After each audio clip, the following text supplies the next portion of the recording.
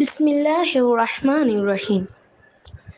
إن الحمد لله نحمده ونستعينه ونستغفره ونعوذ بالله من شرور أنفسنا ومن سيئات أعمالنا. من يهده الله فلا مضل له ومن يضلل فلا هادي له. وأشهد أن لا إله إلا الله وحده لا شريك له وأشهد أن محمدا عبده ورسوله. يا أيها الناس اتقوا ربكم الذي خلقكم من نفس واحدة وخلقكم منها زوجها وبث منهما رجالا كثيرا والنساء واتقوا الله الذي تساءلون به والأرحام إن الله كان عليكم رقيبا. கண்ணியத்துக்குரிய அல்லாஹுவின் அடியார்களே, அல்லாஹு ரப்பல் ஆலமீன் எப்படி அவனுடைய நாட்டத்தால் அவனுடைய அருளால் இந்த அல்லாஹுவின் அருள் பொருந்திய இந்த இடத்திலே எப்படி அவன் ஒன்றாக கூட்டினானோ அதே போன்று அல்லாஹு ரப்பல் ஆலமீன் நாளை ஜன்னத்துல் ஃபிர்தௌஸில் நம் அனைவரையும் ஒன்று கூட்டுவானாக. அதிலும் குறிப்பாக அல்லாஹுவின் தூதர் நபி ஸல்லல்லாஹு அலைஹி வஸல்லம் அவர்களோடும் அவர்களின் தோழர்களோடும் அல்லாஹ் என்னையும் உங்களையும் இந்த உலக முஸ்லிம்களையும் ஒன்று கூட்டுவானாக. அஸ்ஸலாமு அலைக்கும் வரஹ்மத்துல்லாஹி வபரகாத்துஹு. இன்னைக்கு நம்ம என்ன தலைப்பை பத்தி பேச போறோம் தெரியுமா?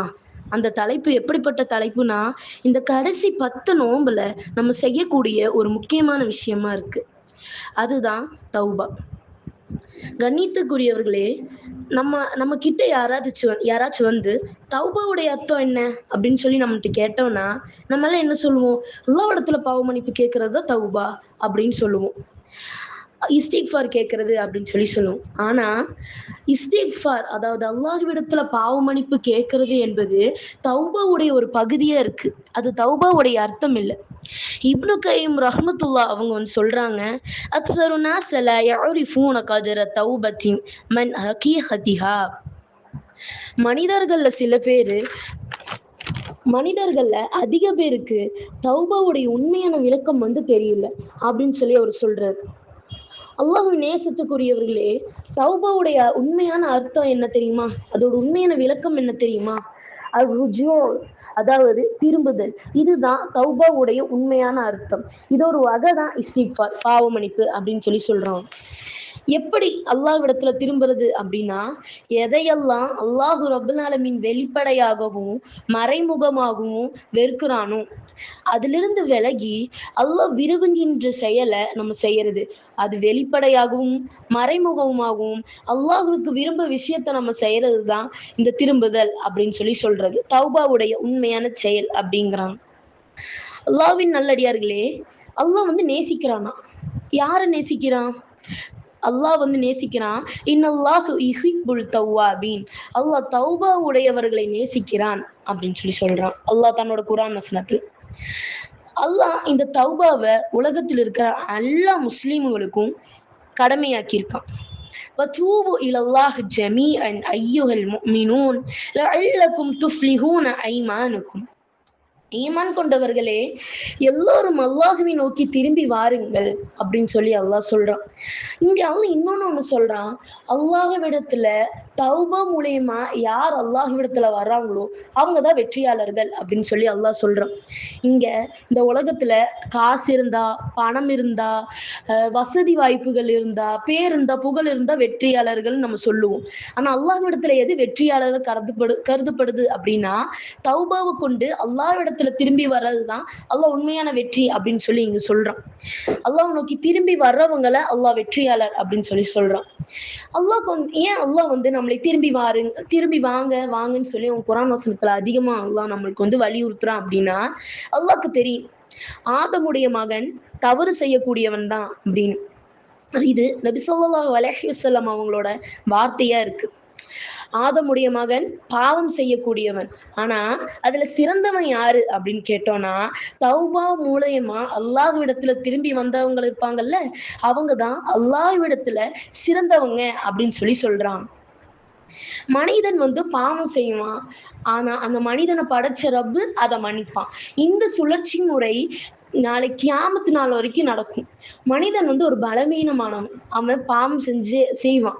ஆனா அந்த பாவத்தை நினைச்சு வருத்தப்பட்டு அவன் அல்லாஹ்விடத்துல திரும்புறான். அல்லாஹ் அதை மன்னிக்கிறான். திருப்பி அவன் பாவம் செஞ்சுட்டு அல்லாஹ் இடத்துல போய் மன்னிப்பு கேட்கறான். அல்லாஹ் மன்னிக்கிறான். இந்த சுழற்சி முறை நடந்து கொண்டே இருக்கும் அப்படின்னு சொல்றான். இப்போ நம்ம இந்த உலகத்தையே நீங்க எடுத்துக்கங்க. ஒரு ஃப்ரெண்ட் 2 ஃப்ரெண்ட்ஸ் இருக்காங்க. ஒரு ஃப்ரெண்டு இப்ப நம்மளோட ஃப்ரெண்டு நம்ம ஏதோ தப்பு பண்ணிட்டோம். அவ ஒரு தடவை மன்னிப்பா, 2 தடவை மன்னிப்பா. 3வது தடவை அதே தப்பு செஞ்சு போய் அவள்ட்ட நின்னா நம்மள அவ மன்னிப்பாளா? இனி நமக்கு அந்த ஃப்ரெண்ட்ஷிப்பே தேவையில்லைன்னு சொல்லி அவள நம்மளை தள்ளி விட்டுருவா. ஆனா அல்லாஹ் ரப்பல் ஆலமீன் என்ன சொல்றான் பாருங்க, நீ எவ்வளோ வேணாலும் நீ பாவம் பண்ணிக்கோ. நீ எந்த பாவம் இணை வைக்காததை தவிர நீ என்ன பாவம் பண்ணாலும் நான் உன்னை மன்னிக்கிறதுக்கு ரெடியா இருக்கேன் அப்படின்னு சொல்லி அல்லாஹ் சொல்றான். ஒரு அடியான் வந்துட்டு பாவம் செய்யறான். அது நீங்களோ சரி, நானா இருந்தாலும் சரி. பாவம் செஞ்சு முடிச்ச உடனே அல்லாஹ் பக்கத்துல திரும்பி பாவ மன்னிப்பு கேட்கறான். அப்போ அல்லாஹ் சுப்ஹானஹு வ தஆலா சொல்றானாமா, நான் ஒருவன் தான் பாவங்களை மன்னிக்க கூடியவனா இருக்கேன். அதனாலதான் என்னோட அடியான் எங்கிட்ட வந்து பாவ மன்னிப்பு கேட்கறான். அதனால அவனோட பாவ மன்னிப்பை நான் வந்து ஏத்துக்கிறேன். அவனோட பாவங்களை எல்லாம் நான் மன்னிச்சிடுறேன் அப்படின்னு சொல்லி அல்லாஹ் சொல்றானாமா. திருப்பி அந்த மனிதன் போறான். பாவ மன்னிப்பு கேட்டுட்டு அந்த பாவத்தை செய்யாம இருக்கும்னு நினைக்கிறான். ஆனா திருப்பி அந்த பாவத்தை செஞ்சிடறான். திருப்பி அல்லாஹ் இடத்துல வரான். அல்லாஹ் நான் பாவம் செஞ்சுட்டு அல்லாஹ் நீ தான் மன்னிக்க கூடியவன், என்னை எப்படியாச்சும் மன்னிச்சிடு அல்லாஹ் அப்படி சொல்லி அந்த மனிதன் கேட்கிறான். திருப்பி அல்லாஹ் சொல்றான், நான் தான் மன்னிக்க கூடியவன். அதனாலதான் அந்த அடியான் எங்கிட்ட வந்து மன்னிப்பு கேட்க வந்திருக்கான். என்னோட அடியான் எங்கிட்ட மன்னிப்பு கேட்க வந்திருக்கான் அப்படின்னு சொல்லி அல்லாஹ் சொல்லி அவனோட பாவங்களை வந்து அல்லாஹ் மன்னிக்கிறானாம். இதே மாதிரி அவன் எத்தனை முறை வந்தாலும் அல்லாஹ் வந்து அவனோட பாவங்களை மன்னிக்க கூடியவனா இருக்கானாம்.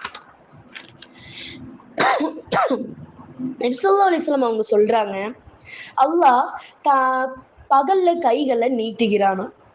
அவனோட அடியான் இரவுல பாவம் செஞ்சா பகல் அவனோட கைகளை நீட்டி அந்த பாவங்களை மன்னிக்கிறதுக்கு காத்திருக்கானாமா.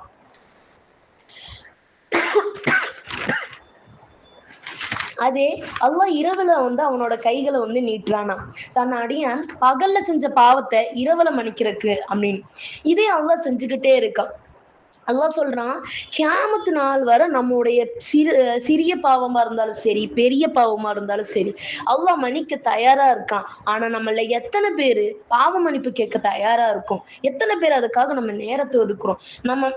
நம்ம கேட்காம இருக்க மாட்டோம். ஆனா அதை முழுமையா அறிஞ்சு அல்லாஹ் என் பாவத்தை ஏத்துக்கணும் நம்ம எத்தனை பேர் உணர்ந்து அந்த பாவ மன்னிப்பு கேட்கிறோம்? சில பேரு இருப்பாங்களாம் அப்படின்னா நம்மள மாதிரி ஏதாச்சும் ஒரு பாவம் செஞ்சா, ஐயோ அல்லாஹ் என்னை பார்த்துட்டு இருக்கான், அவன் வந்து என்னை மன்னிப்பானா தெரியல அப்படின்னு சொல்லி அந்த பாவம் செஞ்சு அவன் மனசுல கொஞ்சம் கஷ்டம் வந்துருமாமா. ஒரு ஒரு உறுத்தல் வருமாமா, ஒரு கில்ட்னஸ் அவன் கிட்ட இருக்குமாமா. அப்படி யாரோட மனசுல அந்த எண்ணம் வந்து வருதோ அவங்கள அல்லாஹ் மன்னிக்க தயாரா இருக்கானா.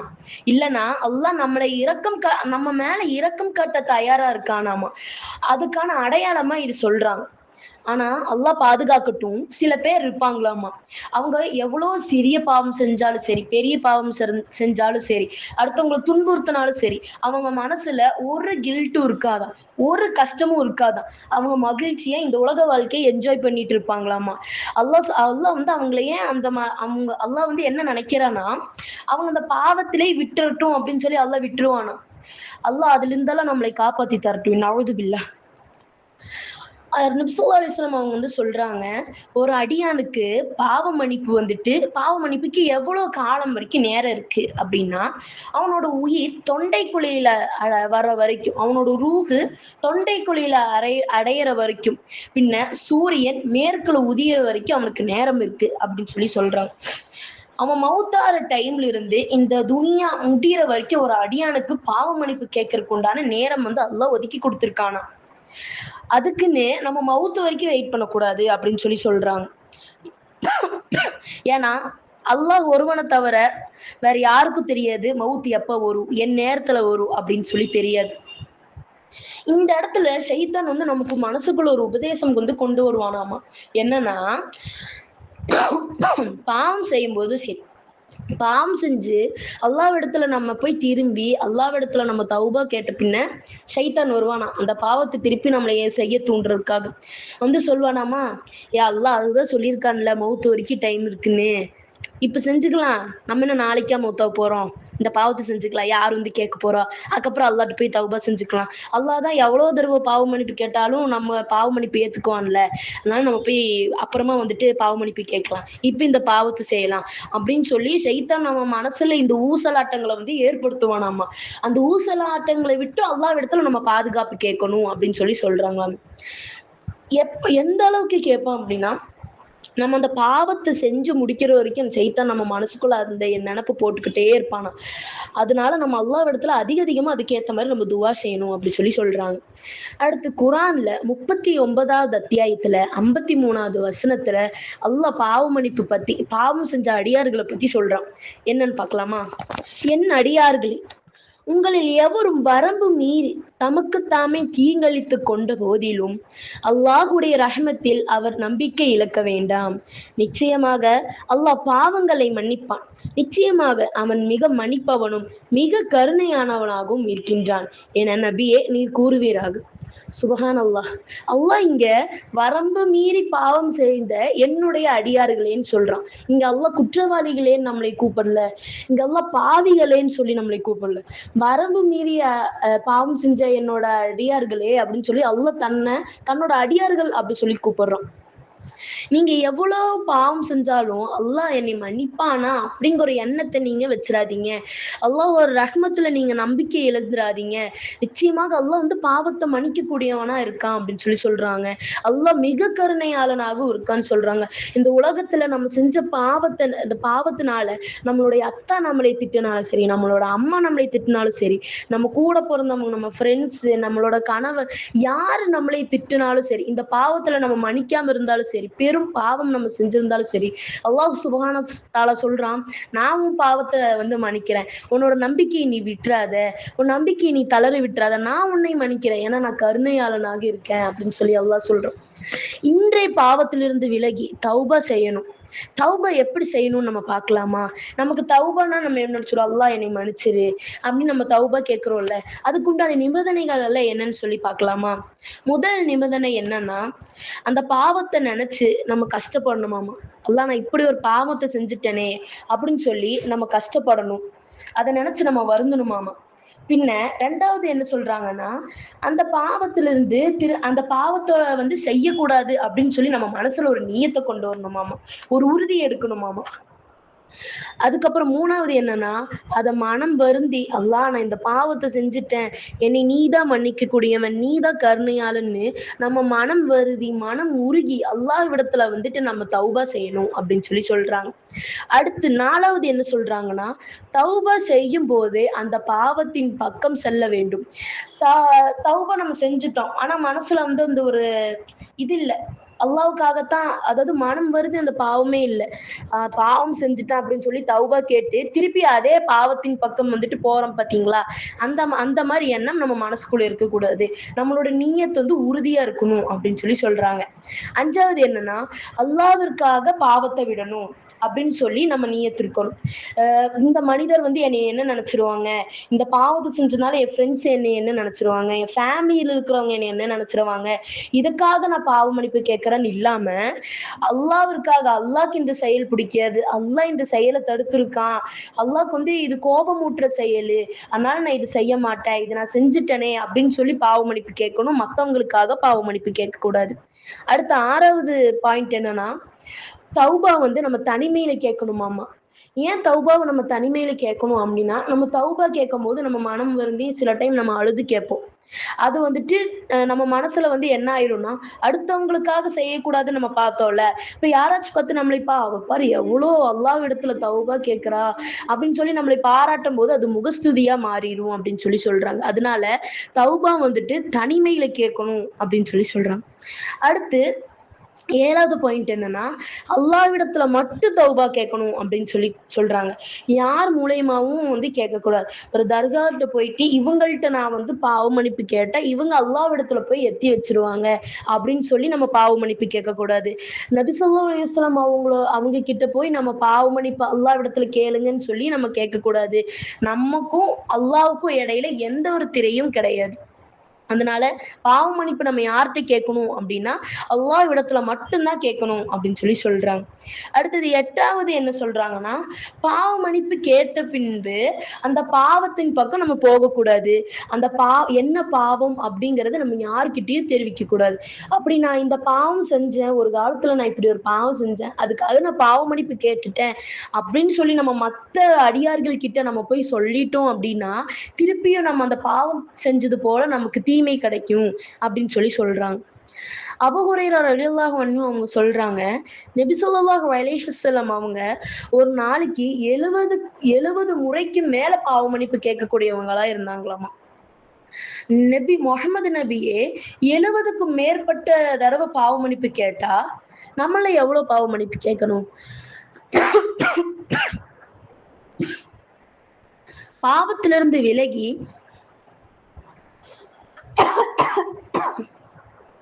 பாவத்திலிருந்து நம்ம விலகி அந்த பாவம் பக்கம் போகாம இருக்கிறதுக்கு நிறைய விஷயங்கள் செய்யணும்னு சொல்றாங்க.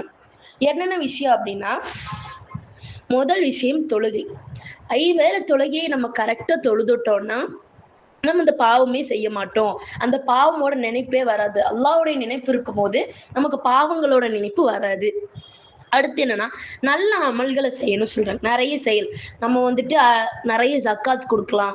வேற விஷயங்கள நம்மள ஈடுபடுத்தணும். நெறைய அமல்கள் செய்யறதுக்கு நம்மளோட மைண்ட் அதுக்காக ஃபோக்கஸ் பண்ணா, அடுத்து நம்ம பாவ மன்னிப்பு கேட்டோம் இல்லையா? அந்த பாவத்துக்கு பக்கத்துல நம்ம போக மாட்டோம் அப்படின்னு சொல்லி சொல்றாங்க. அடுத்து என்னன்னா, அந்த சூழ்நிலைய மாத்தணுமா. பாவ மன்னிப்பு அந்த பாவம் செஞ்ச சூழ்நிலையிலிருந்து நம்ம போகணும். இப்போ நம்ம ஒரு விஷயத்துல நம்ம இருக்கும்போது நமக்கு அந்த பாவம் செய்ய தூண்டுதுன்னா அந்த இடத்துல இருந்து நம்ம விலகிடணும். அந்த இடத்துல இருந்து நம்ம போயிடணும் அப்படின்னு சொல்லி சொல்றாங்க. இப்ப இவ்வளவு தௌபா செய்யறோம். இதனால நமக்கு என்ன சிறப்பு அப்படின்னு சொல்லி நம்ம பார்த்தோம் அப்படின்னா, நம்ம செஞ்ச பாவங்களுக்கு தௌபா செஞ்சு நல்ல அமல்களை நம்ம மாத்தி செஞ்சோம்னா நம்ம பாவங்கள் எல்லாம் நன்மைகளா மாறிடுமாமா.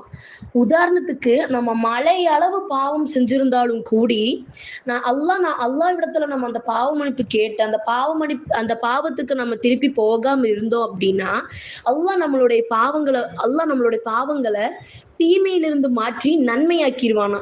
இப்ப யோசிச்சு பாருங்களேன், ஒரு மலை அளவு பாவம் நம்ம பாவ மன்னிப்பு கேட்டதுனால மலை அளவு நன்மை ஆயிடுச்சு. எப்படி அல்லாஹ் தந்திருக்கான் பாருங்க, எவ்வளவு சிறப்பு அல்லாஹ் நமக்கு தந்திருக்கான் பாருங்க. அடுத்து தௌபா கேட்டு பாவம் செஞ்சவங்க தௌபா கேட்டு பாவ மன்னிப்பு கேட்டவங்க எப்படிப்பட்டவங்கன்னா பாவமே செய்யாதவங்களை போல ஆயிடுவாங்களாமா. நபி ஸல்லல்லாஹு அலைஹி வஸல்லம் அவங்க சொல்றாங்க இத. அல்லாஹ்விடத்துல யார் திரும்பி அல்லாஹ்வின் பக்கம் யார் போய் அந்த பாவத்தின் பக்கம் திருப்பி போகாம யார் இருக்கிறாங்களோ அவங்களுடைய பாவங்களை எல்லாம் அல்லாஹ் மாற்றி அவங்க பாவமே செய்யாதவங்களை போல் அல்லாஹ் ஆக்கிடுவான்னு சொல்றாங்க. சுப்ஹானல்லாஹ். இதுக்காக ஒரு ஹதீஸும் இருக்கு. ஒரு மனிதன் இருக்கானா. அந்த மனிதனுக்கு அவன் பாலைவனத்துல அவன் ஒட்டகத்துல டிராவல் பண்றானா. டிராவல் பண்ணிட்டே இருக்கும்போது அவனுக்கு ரொம்ப டயர்ட் ஆயிருதாமா. டயர்ட் ஆயிட்டு அவன் அந்த பாலைவனத்துல ரெஸ்ட் எடுக்க முடிவு பண்றான். அவன் ரெஸ்ட் எடுக்கிறான். ரெஸ்ட் எடுத்துட்டு இருக்கும் போது தூங்கிடுறான். தூங்கி அவன் கண்ணு முழிச்சு பார்த்தானா அவனோட வாகனத்தை காணுமாமா. அதாவது அவனோட ஒட்டகம் காணாம போயிடுச்சான். யோசிச்சு பாருங்க, அந்த வெறும் பாலைவனம், அந்த ஒட்டகத்துலதான் அவனோட உணவு எல்லாமே அதுலதான் இருக்கும். அவன் இன்னொரு இடத்துக்கு போறனால அந்த ஒட்டகத்தை வச்சுதான் போகணும். அவன் வாழ்வாதாரமே இப்ப அந்த ஒட்டகத்துக்கு தான் இருக்கு. அந்த ஒட்டகம் காணாமலும் போயிடுச்சு. அவன் அந்த ஒட்டகத்தை தேடுறான், அவனுக்கு கிடைக்கல. தன்னோட உயிர் போயிரும்னே அவன் நினைச்சிடறான். அதனால அவன் ரொம்ப கவலையாயி களைப்பயிடுறான். திருப்பி டயர்டாயி அவன் உட்கார்ந்து திருப்பி அவன் கண்ணு மூடினான். கண்ணை திறந்து பார்த்தா அவன் முன்னாடி அந்த ஒட்டகம் நிக்கிதான். அப்ப அந்த அடியான் அவ்வளவு சந்தோஷப்படுறானாமா. அவன் சந்தோஷத்துக்கு ஈடே இல்ல. அந்த அளவு சந்தோஷப்பட்டு அவன் இப்படி சொல்லிடுறானாமா, அல்லாஹ் நீ என்னோட அடிமை, நான் உன் இறைவன் அப்படின்னு மாத்தி சொல்லிடுறானாமா. ஆனா அல்லாஹ் அது தப்பா இதாக்கல. அவன் தப்பா சொல்லிட்டானே, அவனுக்கு பாவம் கிடைக்கல, பாவத்தை கொடுக்கல. இந்த இடத்துல இருந்து என்ன தெரியுது அப்படின்னா, அந்த காணாம போன ஒட்டகம் கிடைச்ச அந்த மனிதன் எவ்வளோ சந்தோஷப்பட்டிருப்பானோ, அத விட அதிகமா அல்லாஹ் பாவம் செஞ்ச அடியான் தன்னிடத்துல வந்துட்டு மீள வரான். அந்த பாவத்திலிருந்து மீண்டு தன்னிடத்த வரும்போது, பாவ மன்னிப்பு கேட்கும்போது, அல்லாஹ் அத விட அதிகமா சந்தோஷப்படுறேன் அப்படின்னு சொல்றான். அல்லாஹ்விடத்துல நம்ம ஒரு அடி எடுத்து வச்சா, அல்லாஹ் 2 அடி எடுத்து வைக்கிறான். அல்லாஹ் நம்மள்ட்ட அதிகமா நெருங்கத்தான் பார்ப்பான் அப்படின்னு சொல்லுவாங்க. இப்போ அல்லாஹ் அவ்வளோ மகிழ்ச்சி அடையும்போது, நம்ம எவ்வளோ பாவ மன்னிப்பு கேட்கக்கூடியவங்களா இருக்கணும். நம்ம இணை வைப்பு தவிர பாக்கி எந்த அருமை நாள்ல நம்மளோட பாவம் அவ்வளோ உயர்ந்திருக்கும் கூடிய நேரத்திலயும் நம்ம அல்லாஹ்விடத்துல பாவ மன்னிப்பு கேட்டு அதை அத்தனை நன்மையா மாத்தியிருந்தா யோசிச்சு பாருங்க. அல்லாஹ் சொல்றான், உன் பாவமே செய்யாத போல நான் உன்னை ஆக்கிடுறேன், நீ உன்னோட பாவத்தையெல்லாம் நான் நன்மையா ஆக்கின மாதிரி ஆக்கிடுறேன் அப்படின்னு சொல்லி அல்லாஹ் இங்க சொல்றான். அல்லாஹ் இங்க நம்மளுடைய உள்ளத்தை தான் பாக்குறான். நமக்கெல்லாம் தெரிஞ்ச ஒரு ஹதீஸ் தான். ஒரு மனிதன் 99 கொலை பண்ணிடுறான். அத பண்ணி ஒரு துறவி கிட்ட போறானாம். போயிட்டு இந்த மாதிரி நான் 99 பாவங்களை கொலையை நான் பண்ணிட்டேன், அல்லாஹ் என்னை மன்னிப்பானா அப்படி சொல்லி அந்த மனிதன் அந்த துறவி கிட்ட கேட்டானாமா. அப்ப இந்த துறவி என்ன சொல்றாராமா, அல்லாஹ் 99 கொலை பண்ண உன்னையில மன்னிக்கவே மாட்டாரு அப்படின்னு சொல்லும் போது இந்த கொலை பண்ணவன் என்ன பண்றாங்களாமா, அந்த துறவியை சேர்த்து கொண்டுறாங்களாமா. கொன்னுட்டு 100 ஆயிருச்சான். அப்ப அவங்க அப்படியே அந்த இடத்துல அப்படியே நடந்து போயிட்டு இருக்கும்போது இன்னொருத்தவங்க சந்திக்கிறாங்களாம். அவங்கள்ட்டயும் சொல்றாங்களாம், இந்த மாதிரி நான் 100 கொலை பண்ணிட்டேன், அல்லாஹ் என்னோட பாவங்களை எல்லாம் என் மன்னிச்சுக்குவானா அப்படின்னு சொல்லி கேட்கிறாங்களாம். அப்போ அவர் என்ன சொல்றாங்களாமா, அங்க பக்கத்துல ஒரு ஊர் இருக்கு, அந்த ஊர்ல நல்ல அடியார்கள் எல்லாம் இருப்பாங்க, நீ அவங்க கூட சேரு, நீ அவங்க கிட்ட போயிட்டு அவங்க கூட சேர்ந்து பாவ மன்னிப்பு எல்லாம் கேளு, அல்லாஹ் உன்னை மன்னிச்சிருவான் அப்படின்னு சொல்லி அவர் சொல்றாங்களாமா. இவரு அதை கேட்டுட்டு அந்த ஊரின் பக்கமா அவர் இப்படியே நடந்து போறாராமா. நடந்து போயிட்டே இருக்கும்போது திடீர்னு அவருக்கு மரணம் ஏற்பட்டுருச்சாமா. மரணிச்சிடுறாரு. அப்போ நல்ல உயிரை கைப்பற்ற மலக்கு வராங்க, தீய செயலை செஞ்ச உயிர் கைப்பற்றுவாங்கல்ல அந்த மலக்கு வராங்களாமா. 2 பேரும் யார் இந்த ரூஹை கைப்பற்றுது அப்படின்னு சொல்லி 2 பேரும் யோசிச்சுட்டு இருக்காங்களாமா. வாக்குவாதம் ஆகும்போது அல்லாஹ் சுப்ஹானஹு வ தஆலா இன்னொரு மலக்கு அங்க இறக்குறானாமா தீர்ப்பு சொல்றதுக்கு. அந்த மலக்கு என்ன சொல்றாராமா, இந்த அடியான் போன பாதையை அளவிடுங்க, அவன் நன்மையின் பக்கம் அதிகம் நடந்திருந்தானா நன்மை உயிரை கைப்பற்ற மலக்கு நீங்க எடுத்துக்குங்க, அவன் இந்த தீமை செஞ்ச ஊர்லதான் அதிகம் இருந்தானா தீமை உயிரை கைப்பற்ற மலக்கு நீங்க அவனோட ரூஹை எடுத்துடுங்க அப்படின்னு சொன்னாங்களாம். அப்போ அவங்க அந்த 2 மலக்குமார்களும் அதே மாதிரி அளந்து பாக்குறாங்களாமா. அளந்து பார்க்கும்போது அவர் நன்மையை நோக்கி சென்ற ஊர் தான், அதாவது பாவ மன்னிப்புக்காக அவர் நடந்த தூரம் ஜாஸ்தியாகுதான். அப்போ அதனால அவர் நல்ல உயிரை கைப்பற்றக்கூடிய மலக்கு அவரோட ரூஹை கைப்பற்றிட்டாராமா.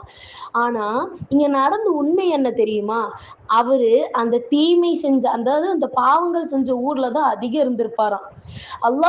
ஆனா இந்த இடத்துல அதை மாத்துனது யாருன்னா அல்லாஹ் சுப்ஹானஹு வ தஆலா மாத்திருக்கான். தன்னோட அடியன் தன் கிட்ட பாவ மன்னிப்பு கேட்டு வரான் அப்படின்னு தெரிஞ்ச உடனே அல்லாஹ் பூமிக்கு கட்டளையிட்டு இருக்கான். அதாவது நீ நல்ல அடியாரோட ஊரை நீ ஜாஸ்திப்படுத்து, இந்த பாவம் செஞ்ச ஊரோட அளவை நீ கம்மிப்படுத்து அப்படின்னு சொல்லி அல்லாஹ் ஆணையிட்டு இருக்கானா. அதனால அந்த பூமி அதுக்கேத்த மாதிரி அது செஞ்சிருக்கான். இதுல இருந்து நமக்கு என்ன தெரிய வேணும், 100 கொலை பண்ணி அல்லாஹ்விடத்துல திரும்பணும் அப்படின்னு அந்த மனிதன் நியத்துதான் வச்சுட்டு நாங்க நடந்தான். ஆனா அல்லாஹ் பூமிக்கே கட்டளை விட்டு அந்த இடத்த மாத்திருக்கான். அந்த அளவு நம்ம பாவம் செய்யல. நம்ம செய்யற அந்த சிறிய பாவங்களுக்காக நம்ம அல்லாஹ்விடத்துல அதிகமான துவா செஞ்சா எவ்வளவு நன்மை நமக்காக கிடைக்கும். எவ்வளவு பாவங்கள் நமக்கு தெரிஞ்சோ தெரியாமையோ நம்ம செஞ்சிருப்போம், அத்தனை பாவமும் நமக்கு நன்மையா மாறுச்சு. சுப்ஹானல்லாஹ். நம்மளோட நன்மை எப்படி இருக்கும், மறுமை நாள்ல நம்மளோட நன்மைக்கான இடைத்தட்டு எவ்வளவு கனமா இருக்கும்னு யோசிச்சு பாருங்க. நம்ம செய்ய வேண்டியது ஒன்னே ஒண்ணுதான், அல்லாஹ்விடத்துல மனம் வருந்தி நம்ம தௌபா செய்யக்கூடியவங்களா இருக்க வேண்டியதுதான். அதுக்காக அதிகமா இப்ப நம்ம இந்த கடைசி 10 நாள்ல நம்ம எப்படியுமே நம்ம இரவு ஃபுல்லா நின்று தொழுது நம்மளோட ஆசைகள் எல்லாம் கேட்கக்கூடியவங்களா இருக்கும். அந்த ஆசைகள் எல்லாம் கேட்கக்கூடிய நேரத்துல நம்ம அதிகமா நம்ம பாவங்களை நினைச்சு வருந்தி அல்லாஹ்விடத்த பாவ மன்னிப்பு கேட்கக்கூடியவங்களாக இருப்போம் இன்ஷா அல்லாஹ். கேட்டோம் மாறு செஞ்சோம் அப்படின்னு இல்லாம இன்னைக்கு கேட்டேன் நான் இன்னைக்கு செயல்படுத்துவேன் அப்படின்னு சஹாபாக்களை போல அல்லாஹ் நம்மளையும் இந்த விஷயங்கள் அனைத்தையும் செய்ய வைப்பானாக இன்ஷா அல்லாஹ். அல்லாஹ் நம்மளுடைய பாவங்களை எல்லாம் மன்னிச்சு நம்மளுடைய தௌபாக்களை ஏற்று நம்மளுடைய துவாக்களை ஏற்று நம்ம குடும்பத்தாரோட துவாக்களையும் ஏற்று இங்க நம்ம எப்படி ஒன்று கூடியிருக்கோமோ அதே மாதிரி நாளைக்கு அல்லாஹ் உயர்ந்த சொர்க்கமான ஜன்னத்துல் ஃபிர்தோஸ்லயும் நம்மளை ஒன்று கூட்டுவானாக. உங்களோட பொன்னான நேரத்தை என்னோட உரைக்காக நீங்க செலவு செஞ்சதுக்கு, அல்லாஹ்வுக்காக உங்களுடைய நேரத்தை செலவு செஞ்சதுக்கு அல்லாஹ் உங்களுக்கு அதிகமான நன்மைகளை தந்து அதிகமான அருள்மலையை பொழி செய்வானாக. இத்துடன் என் உரையை முடித்துக் கொள்கிறேன். வாஹிர் தவானா அல்ஹம்துலில்லாஹி ரப்பில் ஆலமீன். அஸ்ஸலாமு அலைக்கும் வரஹ்மத்துல்லாஹி வபரகாத்துஹு.